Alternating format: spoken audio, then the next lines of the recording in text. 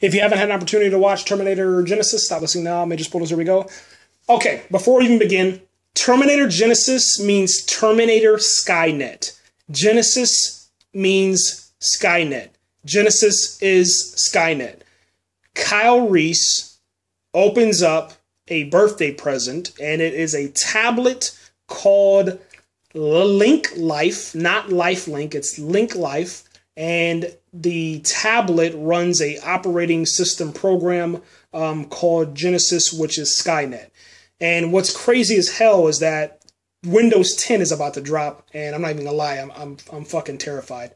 But anyway, I digress. I'm really scared about that. But anyway, so with that in mind, going forward, I wonder what they're going to name this show. I don't know what they're going to do, but I think that the sequel should be, they should do another subtitle, for the sequel. It shouldn't be, Terminator Genisys 2. I think they should actually, I would even go as far as to call it SkyNet. I think that would be so awesome, man, to actually call it SkyNet, because the post-credit scenes, that's what we got at the end, and it's a brand new threat. But I mean, if you were paid attention to the movie, then the post-credit scene, it wouldn't have been that, I don't know, crazy. You would have definitely understood exactly what it is. It was pretty self-explanatory. But anyway, now what I want to talk about is how the movie placed these characters inside of the franchise, inside of the movie, in order to help us as the audience kind of keep place and keep track. So when Kyle Reese travels from 2029 back to 1984, aka the Terminator, he drops from the sky, from the orb, the time-traveling orb drops him, and then after that, he gets introduced to, first we see a garbage man, and then we see a sanitary worker, and then we see a bum on the street. And the bum actually gets his pants taken, and Kyle Reese takes his pants. Those two are distracting characters, and the real character happens when the T-1000 comes and chases Kyle Reese into the store, and then he bumps into the first police officer, which is a distraction, and then we get introduced to the other police officer, which has more screen time. That police officer, when you fast forward from 1984 to the present 2017, that police officer is J.K. Simmons' character.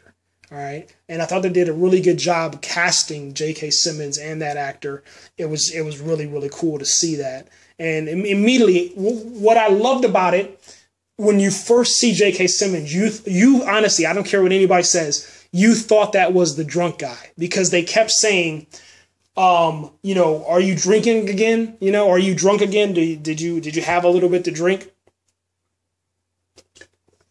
And that was just, one of those distracting elements. So you're sitting there thinking like, oh, okay, that was the guy that, that Kyle Reese took his pants. No, that was the police officer that Kyle Reese saved. And then after that, he was reporting aliens and future stuff. But what ended up happening is that he just kept believing and kept tracking, all these movements and crazy things that were happening. And he was able to see, the Terminator arrive.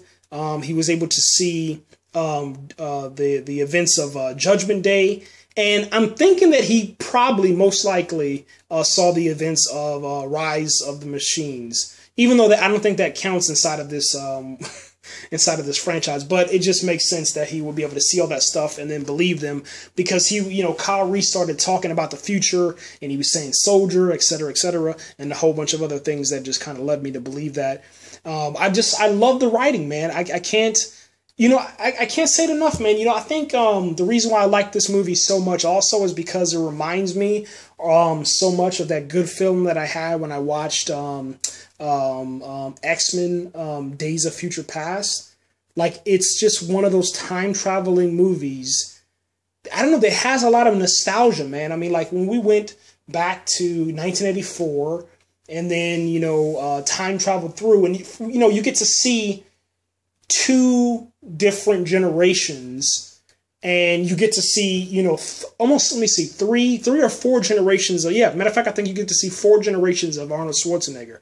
You get to see the Arnold Schwarzenegger from Salvation, updated, upgraded. Then you get to see the Terminator from The Terminator. And then you get to see Terminator 2. And then you get to see the old Terminator. If I'm mistaken, yeah. There might even be 5 because there's another one inside of 1984. When you travel back, you get to see Terminator, you know, Arnold Schwarzenegger as like a 30, I don't know, oh, I'll say 37. No, I'd say maybe 40. Let's go 47. And then after that, at the end of the movie, you get to see him as a 67-year-old Terminator. And that's what you get to see, just a regular Arnold Schwarzenegger, just a little bit older as far as the hair. And that's how you get to really tell his age and stuff, is looking at his hair. I just love that, man. And let me tell you something, too. The Terminator, when he came back in time and they show you that scene, I thought we were actually looking at a scene from the Terminator. They just I mean, it was just genius, man. The way that they shot this thing and recreated it, and this CGI Arnold Schwarzenegger, you know, the Terminator, when he came back, the T-800, it looks so real. There's just something about it in the eyes and the way that it actually moves so slowly. You know, it's a lot better than they did inside of Salvation. And Salvation wasn't rushed either. I think that Salvation was ahead of its time when it came out. Same thing like Avatar. But I don't know, this Terminator looked so, it just looked real, man. And when you saw Arnold versus Arnold, man, I never seen anything like that before. I never, ever seen anything like that before. And what I love also is that, you know, with the T-800 versus T-1000, you know, he didn't have any issues this time, man. He took that damn T-1000, held that son of a bitch inside that acid rain or whatever the hell that stuff was, and that was it, you know. And he didn't care. The only thing he cared about was the protection of Sarah Connor, man. That's all he cared about. The entire movie, too, he just cared. He's like, I'm not going to kill you. You know, she was like, I do it. I command you. You know, I order you to do it. He's like, no, I love you. You know, you're my daughter. And then she was like, Pops, do it. You know, no, she didn't say that. But that's what she was thinking, though. You know, like, Pops. I love how they use Pops, too, man. You know, that's how I call my dad Pops. You know what I'm saying? Like, that's always call my dad Pops, man. And it was, I don't know, it was cool, man. It was just a cool movie, man. It was a really, really cool movie that you can just relate to, man. You can just relate to. I can relate the hell out of that movie. I think that's why I like Humans so much on AMC. I love that show. It's a really, really good show, man. That's it for right now, man. Comment, like, subscribe, share this video, and let me know what you thought about Terminator Genisys. Right here.